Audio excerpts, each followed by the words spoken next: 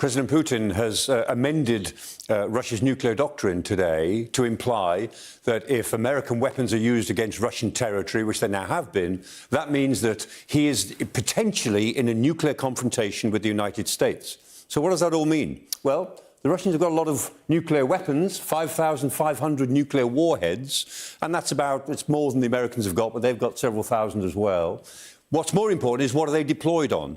The Russians have got them deployed, about 1,700 of them, and again, that's only about 200 more than the United States. And they have them on a triad of land-based ICBMs, intercontinental ballistic missiles, ballistic missile-firing submarines and aircraft that can launch cruise missiles or whatever with nuclear warheads. So they've got about 1,700 deployed, and again, the United States is only about 150 behind that. Both sides have so many nuclear weapons they could destroy each other several times over. The land-based ICBMs are the most interesting and the most potent.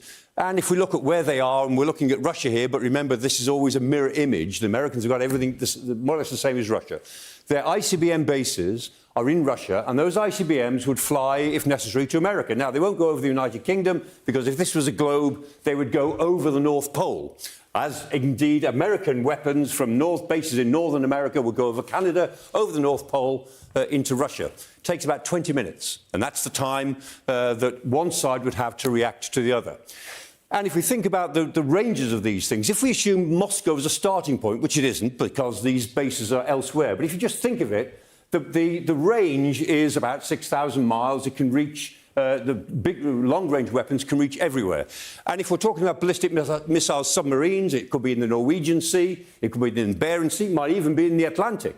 So potentially, Russia and America can reach each other, the whole continent, anywhere, at any time, more or less, in the world. That's what they've got. Now, the point about all of this is that this is the way it was in the mid-1970s, and it hasn't changed. Technically, it hasn't changed for 50 years.